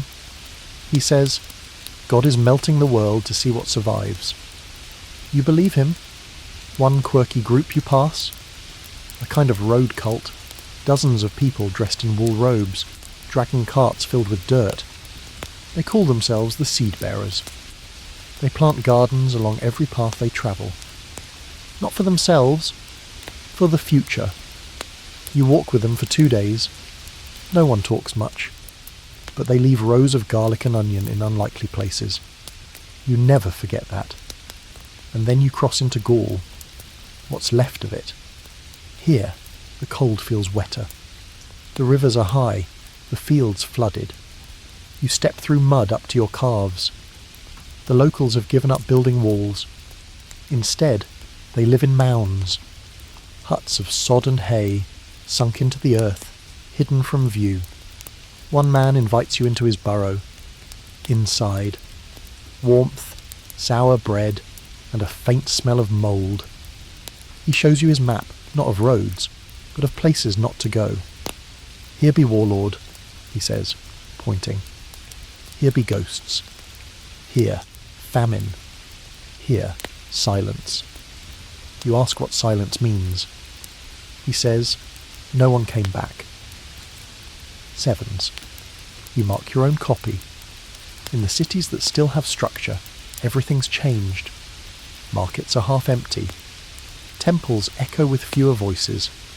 Scholars now study wind patterns and fungus growth more than scripture. What's sacred now? Food, fire, trust. You meet a caravan headed for Spain. You ask why. The leader says, because the goats are still alive there. That's enough. You join them. As you travel, you see ruins turning into villages again. Not full rebuilds, more like nesting. People moving into old structures, patching them with whatever works. Broken churches with gardens in the nave. Villas turned into granaries. You see old statues with turnip baskets at their feet. This isn't restoration. This is repurposing. Survival through redefinition. You start to feel something new. Pattern. Not progress. Not recovery. Just motion. A kind of rhythm to the collapse. There's death, then silence, then reoccupation. Like weeds growing through stone. Historians call this period transitional. You call it what happens after the worst has already happened. Sevens. You realise something unsettling. The world isn't ending. It's adapting. You're living in a place between empires, between systems, between ideas. No one's guiding it. It's just happening. And somehow, you're still here. One step. One day. One broken road at a time. The land rises, and with it, the wind changes. The farther east you travel, the more foreign the air feels, drier, sharper, heavy with dust that sticks to your skin and never quite brushes off. Someone says the wind smells like burned parchment. You believe them. You're walking through what used to be the heart of a world power. China. Or at least the edges of it. The records here are cleaner than in the West. Fewer gaps, more discipline, but the stories are no less bleak. You feel it as soon as you arrive. This is a place where the heavens matter. Here, when the sky breaks, it's not just strange, it's a political crisis. You pass through a city where murals of celestial dragons have been scrubbed from temple walls. In their place, blank space. The locals say the heavens are angry, and so they stop showing their faces. Even art bows to the storm. In the imperial court, the whispers began almost 2 years ago. Heaven has withdrawn its mandate. That's not a metaphor. That's how they decide who rules. The sun disappears, the crops fail, and suddenly your dynasty is standing on a cracked foundation. You meet a scholar who once taught at a state academy. Now he lives under a collapsed bridge and writes poems in charcoal on broken tiles. He offers you one. Sevens. The moon is red. Sevens. The sun ashamed. Our wheat weeps in the earth. Heaven turns away. We eat memory. You ask him what it means. He says, it means we're already ghosts. Sevens. Historians still argue whether the climate anomalies triggered the political unravelling of the Northern Wei and Liang dynasties, or whether the rot had already begun. But here, on the ground, it's obvious. When the skies dim, people stop believing. The Emperor's advisors still offer reports. Snow in midsummer, frost in the south, locusts with nowhere to land. They try to interpret the omens, but the numbers don't lie. Grain production has dropped by half, maybe more. And that was before the floods. You see the remnants of one floodplain, a rice paddy drowned under inches of cold, black water. No green, just rot. A farmer digs in the muck, searching for anything to salvage. You offer help. He waves you off. This land is tired, he says. Let it sleep. Sevens. The people here once worshipped order. Now they lean into chaos. There are protests in cities. Nothing dramatic. Just hungry people standing silently in temple courtyards. Some hold signs. Others hold nothing. Just presence. But presence is dangerous now. You see a group of guards drive a crowd away with sticks and shouts. They don't resist. They just vanish back into the dust. But resistance is still brewing, just in new ways. You hear about local cults rising, like mushrooms after rain. Some worship the black sun. Others follow a young woman who claims to dream the emperor's dreams. Another group drinks ash mixed with honey, believing it cleanses the spirit. You pass a man in robes made entirely of old scrolls. He bows deeply and says, "The knowledge burned is still knowledge consumed." Sevens. You're not sure if he's mad or prophetic. A quirky rumour spreads about a poet who carved a new calendar into the side of a mountain. Says the year doesn't matter anymore. Time must now follow the rhythm of dark and not as dark. You never find the mountain, but people talk about it like it's scripture. In Chang'an, the old capital, records show the sun was so obscured that midday required lanterns. Travellers say entire marketplaces lit braziers just to see the weight on their scales. You walk into a village where every home has a mirrored plate hung on the outside. To reflect what little light remains, someone explains. And the people? They are weary, but stubborn. Always that same theme.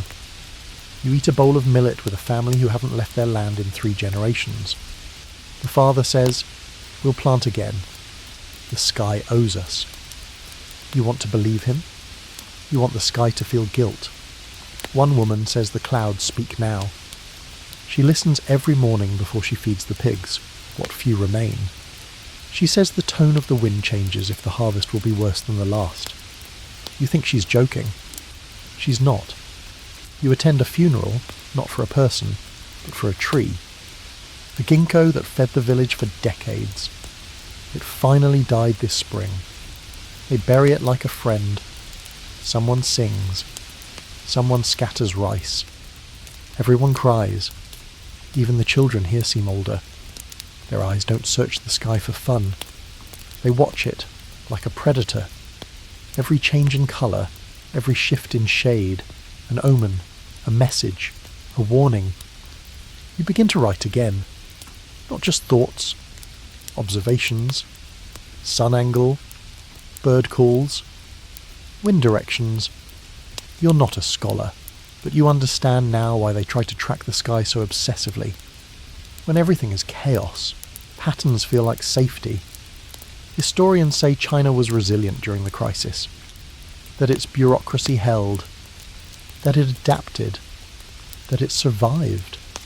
Maybe that's true, but from where you stand, it looks more like bending, not standing. And there's a difference. You head south, away from the rivers, toward the hills. A woman gives you a handful of bitter berries and says, "Eat these if the fever comes." You ask what kind. She shrugs. Whichever fever finds you first. Sevens. You nod. That makes sense. As you walk, you look up at the sun, a faint disk behind dirty gauze. You raise your hand to block it, but there's hardly anything to block. And still, you keep walking, because the mandate may be broken. But you're still here. You cross into the jungle expecting colour, lush greens, birdsong, warmth. But even here, the world feels quieter than it should. The trees are tall, yes, the air thick, but something's off. The canopy is thinner. The sounds are dulled. The Mayan lands are strangely still. You've heard stories. Glorious cities. Step pyramids. Astronomers who could chart the stars with a glance. Stone-carved calendars predicting eclipses to the day. In your mind, you expect bustle and ritual and fire. What you find instead is absence. You reach a settlement, overgrown, half swallowed by vines. It doesn't feel abandoned. It feels paused, like the people just walked away mid-sentence. A merchant you meet calls it static. He says the cities still stand, but the spirit is gone. Trade has slowed. Festivals are smaller. The priests no longer speak with the same confidence. You ask what happened. He shrugs. The gods went quiet. Sevens. You follow the trail deeper inland and start to see it with your own eyes. Once busy plazas, now covered in fallen leaves. Altars cold. Murals faded. Farmers planting with doubt in their hands. Historians still debate whether the 6th century crisis reached Central America directly, whether the Mayan droughts and urban slumps align with the global cooling or were entirely regional.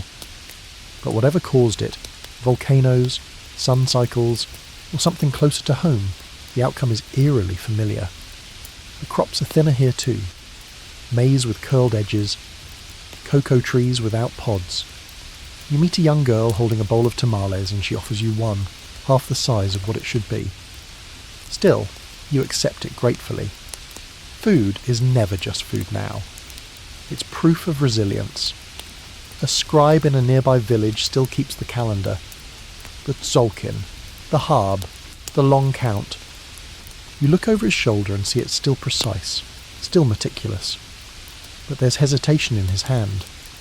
He tells you, the stars move as always, but they no longer agree with the seasons. You ask what that means. He just frowns. In one temple, a priest paints with soot. Not pigment, just ash mixed with water. Black on grey stone. He paints the god of maize, kneeling. That's not traditional. That's desperate. The old rituals are changing. You witness a fire ceremony where the participants wear masks not of jaguars and serpents, but of something else, creatures with wide eyes and jagged mouths. Not sacred animals, threats. The symbolism has flipped. A new story is spreading, that the gods are not angry, but missing, that they walked out of the sky like people walk out of a house, that they're watching from afar now, deciding whether to come back. You pass a stone stele carved with unfamiliar glyphs. A man nearby says it was a prophecy, etched just last year. You squint. Something about 7 darkened moons, fields without echoes, children born without rain. You realise even the ancient scripts are being rewritten to fit what's happening now. One quirky tale you hear involves a parrot that speaks in human voices. Not words it mimics, full sentences. It lives near a ruined observatory and recites prayers no one remembers teaching it. People visit it for advice. You don't find the bird, but you meet someone who claims it told him to stop planting and start building boats. That same day, you see a long wooden canoe half built in the jungle, tied to a tree. No water in sight. The sense you get is not collapse, but retreat. The cities aren't falling from the outside in. They're pulling inward, shrinking, preserving, like turtles tucking their heads into their shells. You're told that in Copan. The markets are silent. That in Tikal, people only gather on the darkest nights. That one pyramid was found with its top stone cracked, and no one will go near it. But here's the difference from the Roman world, from the East, from Egypt. Sevens. The Maya expect cycles. Their view of time is round, not straight. The world has ended before. It will again. And so this? This is just another rotation. A cold back tune. A sky with its eyes closed.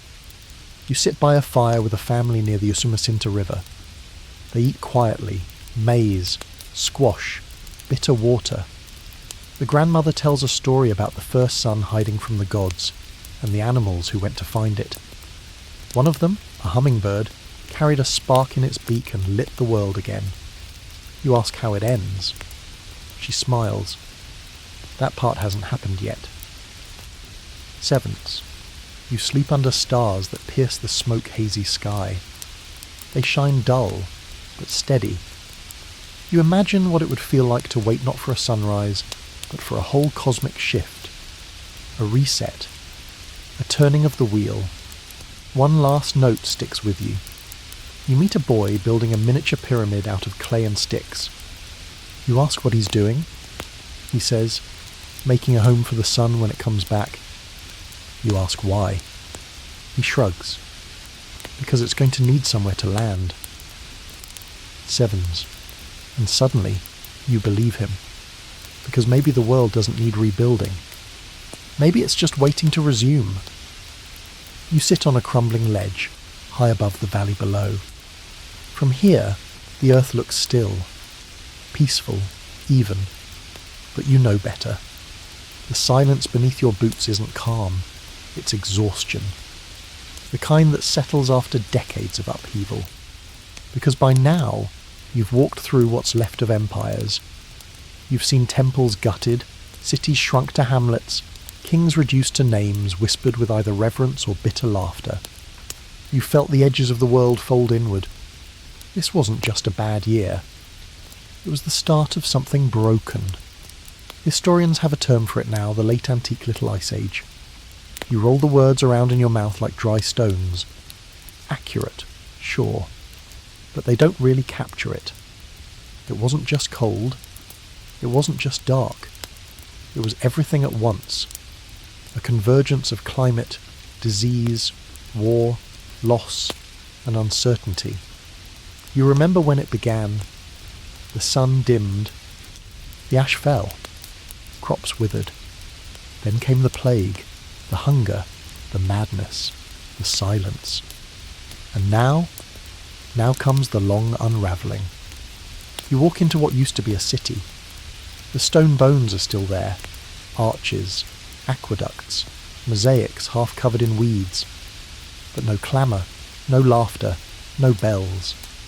Just the wind through doorless halls. A man you meet calls it a dead century. But he's wrong. Dead things don't move. This world is still shifting, just in a slower, rougher rhythm. Like a wagon with a broken wheel that keeps dragging forward anyway. You trace your finger along a wall etched with names. Roman, Persian, Gothic, Berber, Greek. A layer cake of identities, stacked and collapsing. You wonder who wrote them. You wonder if they thought they'd last. One elderly woman, wrapped in 6 layers of tattered cloth, tells you her village used to send tribute to a king 3 valleys over. Now we send goats to whoever shows up with the most knives, she says flatly. You nod. In Britain, you've heard, Roman influence is long gone. Roads have faded. Villas lie abandoned. Local kings squabble over fields that used to be imperial outposts. One man tells you some communities have gone backward, not in savagery, but in simplicity. No more writing, no more taxes, just survival. And not just in Europe. Across the Middle East and North Africa, the long, slow retreat of Rome and Persia has left holes. Into them pour smaller powers, tribal leaders, desert lords. Some bring law. Others just bring knives. You hear about a caravan crossing the Sinai with scrolls instead of silk. The scholars say they're preserving knowledge. You wonder if anyone will be able to read those scrolls in 50 years. One quirky traveller you meet has a sack full of cracked Roman coins. He uses them as game pieces. History's got no more use for these ROE jokes, and flips one into a nearby well. You don't laugh, because while the big things are collapsing, the little things, the fabric of life, are fraying too. The village midwife has no herbs. The blacksmith reforges scrap instead of forging anew. The roads are unsafe not just because of bandits, but because no one remembers who's supposed to protect them. You see hunger in every face, even the ones that smile. And yet, people still light fires, still bake bread when they have flour, still sing, not loudly, but enough. You sit by a creek one evening with a farmer who's planting barley. The soil's weak, the rain's uncertain, but he digs anyway. You ask why. He says, because not planting guarantees nothing. Sevens. That line stays with you.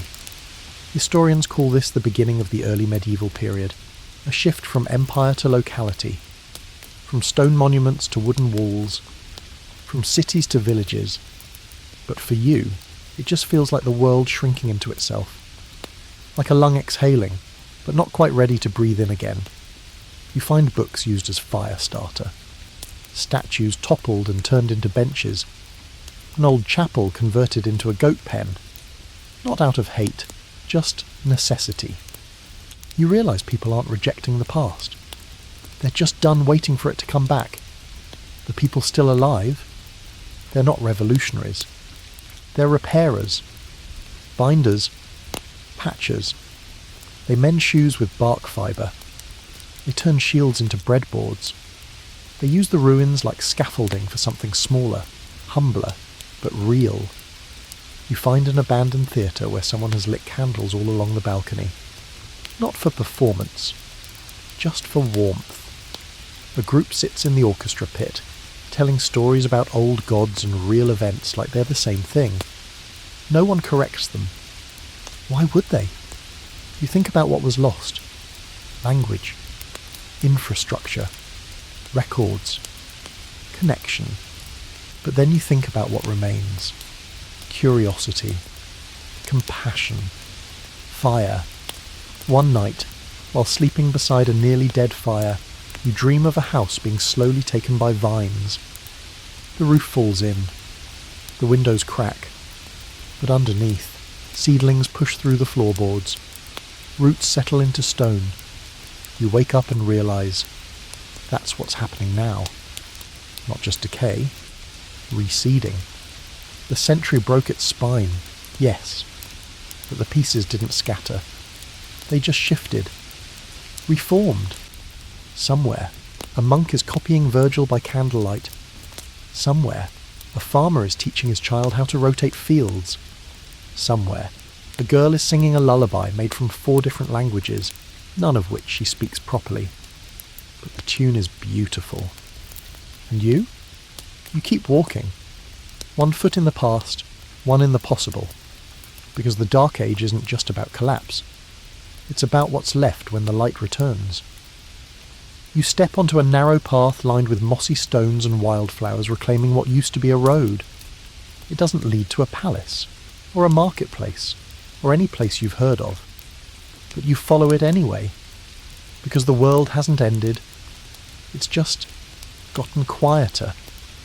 And scattered along this quiet, people, survivors, rebuilders, not in the grand, chest-thumping way, no brass trumpets, no glorious flags, but in small, stubborn actions, stitching the seams back together, thread by rough thread.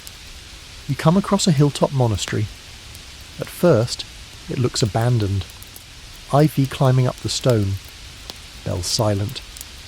But step inside, and the scent of ink and melted wax hits you. A scribe sits hunched over a page, copying a book you recognise. On agriculture, by a Roman named Columella. It's a farming manual. You ask why. He says, because someday someone might need to plant beans. You watch him work in silence. The ink freezes slightly on the page. Down the slope, a garden sprouts. Not well, not evenly, but there. The monks have terraced the hillside, diverting what little water they can. Potatoes, cabbage, leeks. Every sprout is protected like a newborn. One old man says they lost half their beehives but managed to keep the wax press running. He hands you a candle. It's lumpy and smells faintly of thyme. You carry it like treasure. In another village, you meet a healer, not trained, not official, but practical. She keeps a notebook of symptoms and plants. Yarrow for fever. Burned honeycomb for wounds. She says she learned most of it through trial and error. You ask how she knows what works. She shrugs. They don't die as fast. 7s. Historians rarely record names like hers, but you remember her face. You spend time with a blacksmith who's taken up the art of turning old swords into ploughshares. Literally. You ask him if he misses the days of empire, of standing armies and grand orders. He spits in the forge. We've got too many swords, he says. Not enough bread. Fair point. You meet a midwife who travels with a goat for milk and a satchel of dried herbs. She works alone but knows every hamlet within a day's walk. She's delivered 20 babies in a single season. 1 died, 19 lived. You ask her how she does it. I stay sober and wash my hands, she says. Apparently that's enough. 7s. One quirky habit you see in a rebuilt town. Sun catchers. Bits of mirrored metal hung in trees to entice the sun to stay longer. Kids polish them every morning. Some people swear they work. You kind of hope they do. You stumble upon a school, barely more than a hut, with a roof that leaks and benches carved from stumps. The young teacher uses charcoal on stone instead of ink. The students are barefoot, some still hungry, but they repeat every word she says with reverence. She teaches numbers, letters, the phases of the moon. She says, we don't know everything, but we remember enough to ask. 7s. You sit in on a lesson. She writes one word in all caps. Again. Later, you hear her tell a student, we are not the end, we are the middle. 7s. You carry that line with you. In a mountain pass, you meet a group of children who've memorized songs about stars. Not because anyone made them, but because their grandmother did. And now she's gone, and they don't want to forget. They point out constellations, some real, some invented. One they call the bread basket. Another, the lost bee. 7s. You nod. All stars are real if you believe in them. You come to a valley where people are building again, not patching, not hiding, but truly constructing. Walls from stone, roofs from thatch. They've figured out a way to fire clay bricks again. Someone's designing irrigation with hollowed logs and gravity-fed lines. You watch a child pump water using her foot and laugh like it's magic. It kind of is. One man shows you a loom made from scrap wood and vines. The cloth is rough, but it holds together. We'll get better, he says. We used to weave for the king. Now we weave for each other. You like that better anyway. You sit with a carpenter carving letters into wood. Not religious ones. Recipes. She's writing a cookbook, she says. Just in case people forget how to make bread. You flip through it. Oatcakes. Boiled chestnuts. Bark stew. Not delicious, but human. In a sunken chapel, someone has painted over the old frescoes, not to erase, but to add. Bright shapes. Flowers, rivers, bees, suns. So many suns. You ask why? A man sweeping the steps says, because we want to remember the light, not the dark. 7s. You reach the edge of a new settlement one evening. They invite you to stay, offer you a space on the floor, a bowl of warm millet, a seat near the fire. No questions asked. You realise this is the first place where you weren't sized up, measured, feared. They tell stories, not just of the past, but of what comes next. Of new maps, new songs, new kinds of trade. They plan to send someone west to see if the bees are returning. East, to find a scholar who might remember how to make glass. North, just to check if the snow's still falling. They ask what you've seen. You hesitate. Then you tell them. Not everything. Not the death. Not the despair. Just the sparks. And their eyes light up. Because rebuilding doesn't begin with plans. It begins with possibility. You wake before sunrise, not because the light wakes you, but because your body still doesn't trust the sky to show up. Habit now. A reflex. You watch the horizon carefully, waiting for that faint shift from black to grey. And today, it comes. A slow, pale wash, thin and cold, but real. You feel it on your skin. You whisper, hello again, to a sun that barely hears you. But it's enough. You're further north now, in lands where frost clings well into summer. People here joke that they only have 2 seasons. Cold and less cold. But even they know something's changed. The long darkness seems to be lifting. Not all at once, not in fanfare, but in slow, stubborn stretches. Historians will one day try to name this moment a recovery period, a post-crisis phase. But you just call it breathing room.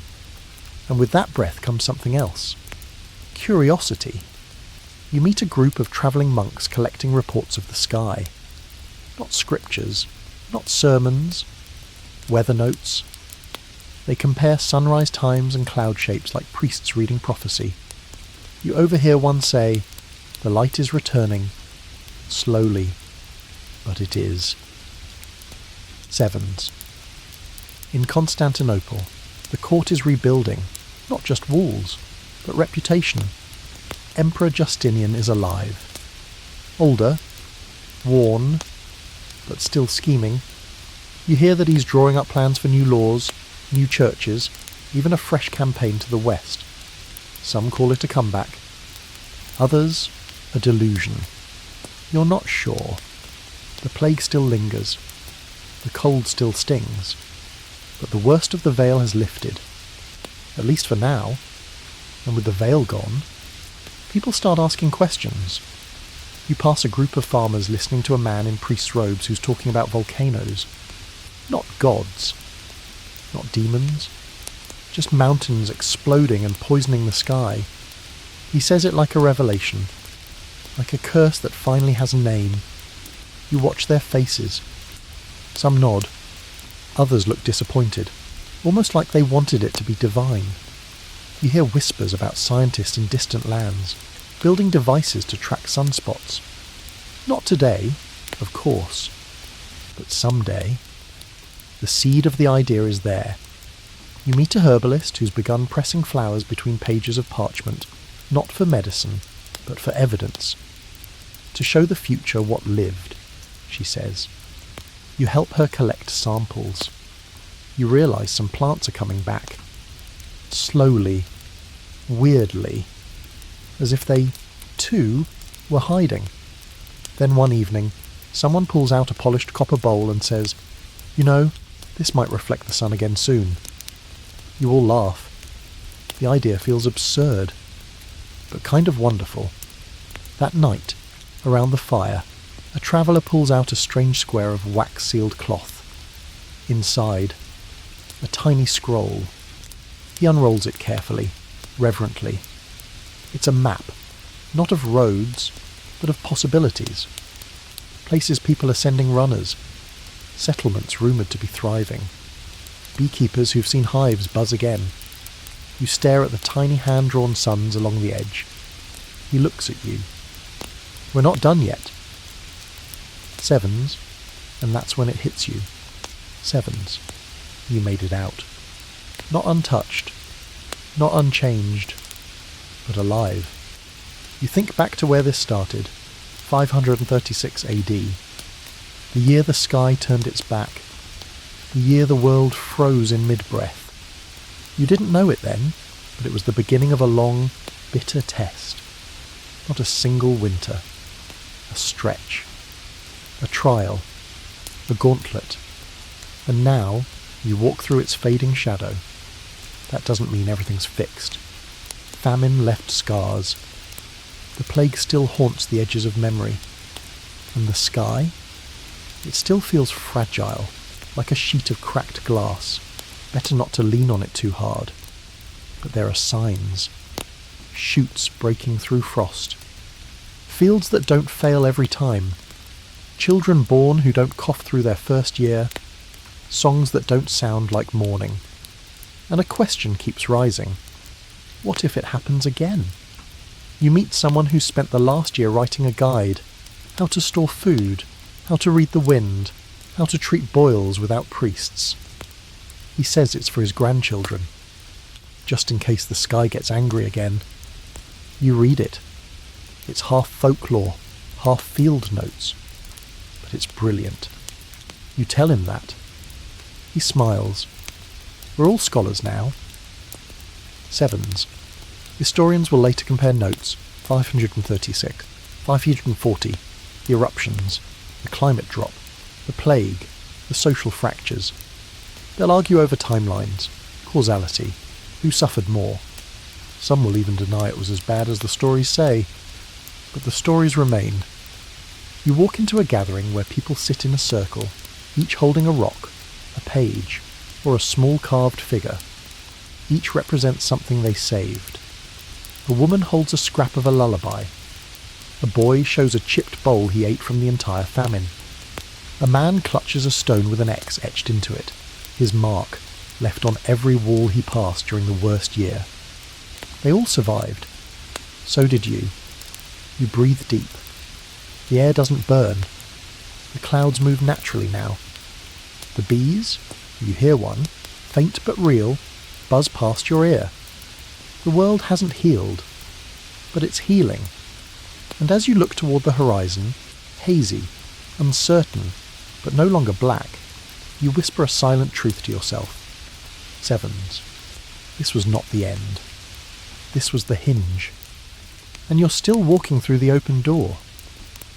You find yourself standing on a rise at twilight, looking down at a small cluster of homes, roofs patched with bark, walls made of salvaged stone, light flickering from narrow windows. It's not much, but it's something. And in this century, that's a miracle.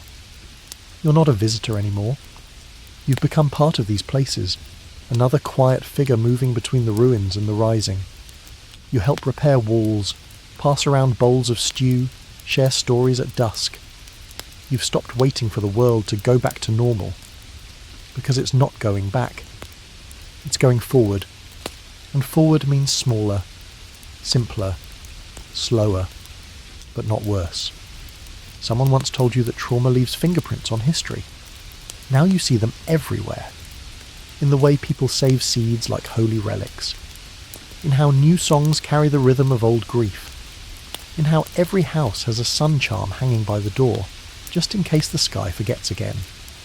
And people are talking more openly now, not about what happened, but what could. There's a cautious optimism rising in the smoke and the soil. Not hope, exactly. More like readiness. If the sky breaks again, maybe we won't be so helpless. You overhear a conversation near a public well, someone suggesting building a second storage barn, just in case the harvest is too good to fit in the first one. That's new. That's wild. You meet a boy who's memorized the names of all the constellations. Not the old Roman ones. Not the Mayan charts. His own. He points at a cluster of stars barely visible and says, "That one's called the steadfast ox." You ask why. He shrugs. Because it doesn't move. You smile. In the next village over, someone's trying to rebuild a water wheel. It creaks like an old man's knees, but it turns. And when it does, you hear laughter, clear, honest laughter, as if someone's heard music for the first time in years. You pass a chapel-turned-workshop where people are copying texts by hand. Not religious ones, recipes, folk remedies, building techniques, wind patterns, practical knowledge. One scribe says, "We're writing manuals for the future." Sevens. And that's the mood now, everywhere you go. A shift from survival to relevance. From getting through the day to building the next one. You remember when every sunrise felt like a dare. Now, it feels like a gift. People gather in the evenings, not to mourn, but to plan. There's talk of replanting forgotten orchards, of carving safe routes through the mountains, of sending scouts to lost towns to see if anyone's still alive. And under it all, always, is the memory. The year the sun dimmed. The crops failed. The sky felt angry. You lived through it, not unscarred, not untouched, but unchanged in your ability to love, build, sing, share. You meet a woman weaving baskets out of river reeds. She tells you, everyone says it was the worst year in history, but it wasn't the end. She hands you a basket. This is what we do. We carry on. Sevens. You leave the village one morning just before dawn. You walk alone for a while, past fields growing green again. There's birdsong in the trees. A real sunrise, muted but golden, edges into the clouds. You pause, just for a moment, and listen. The wind no longer sounds like warning. It sounds like breath. And then you keep walking, because even after the worst year in history, you're still here. The world didn't end. It turned. And now, so do you. You lie down now, head resting against something soft, maybe a pillow, maybe a rolled-up cloak. The story's behind you. The journey's done. You're not trudging through frostbitten fields anymore. You're warm. You're safe. Let the images fade now. The red halo around the moon, the snow falling on summer wheat, the silence of a river that forgot to flood. They were real. They mattered. But they're over. And you made it through. The world turned grey, but you turned with it. Breathe slowly now. Let your body settle. Let your thoughts loosen their grip. Every sound around you, the hush of a fan, the distant hum of night, is part of your own rebuilt rhythm. You survived the darkness. The light belongs to you again. The worst year in history didn't take everything. It left behind stories and breath and you. So close your eyes. Let the past grow quiet. Let your heartbeat match the soft wind rustling through distant trees, gentle, patient, steady. Because the sun always returns. And now, at last, it's time to rest. Sleep well, friend. End of script. Sweet dreams.